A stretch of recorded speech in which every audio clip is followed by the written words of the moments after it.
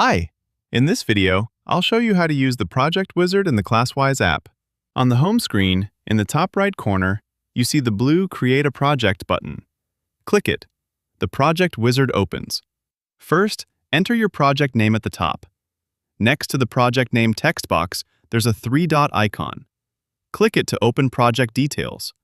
Here, you add the key information about your resource and add attachments from your computer if needed. You can skip this step for now, but before you publish, the app reminds you to complete the details.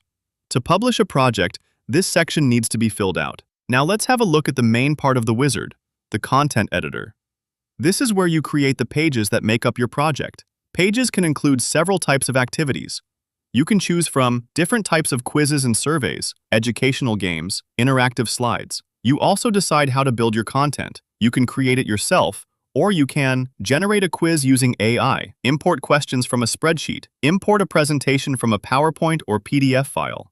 For this video, we'll choose an interactive slide. When you select this option, a new window opens with ready-made slide templates. On the left, you see tabs that let you easily filter the available templates. Choose one. For example, a template with a title and a text box. A window opens that looks similar to what you may know from common presentation tools. In the available text boxes, you can add and edit text. On the left, you see a sidebar with tools. Let's go through them one by one. At the top, you'll find a plus icon.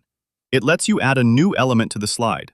This can be a text box, an image, a GIF, an audio file, or a YouTube video. You can also upload your own files from your computer. Below that, you'll find the option to apply a slide template. This opens the same template window we saw earlier. The next tool lets you set the presentation background. You can choose from available colors and images or upload your own image from your computer. Below that, there's a button that clears all content from the slide. Next is a special tool, Add Interactions. This helps you bring your slides to life and encourages students to actively participate in the presentation. I'll cover this tool in a separate video. Back to the toolbar, the last two options are Duplicate the page and Remove the page. These do exactly what they say. At the bottom of the screen, you see thumbnails of all pages in your project. To add a new page, click the plus icon at the bottom of the screen and choose what you want to add next: a slide, a quiz, a survey, or a game. I'll show you how to create each type of activity in the next videos. As you can see, the Project Wizard gives you a lot of flexibility when creating content and makes it easy to adapt it to your needs. If you'd like to learn more about what the Classwise app can do for you, check out the next videos.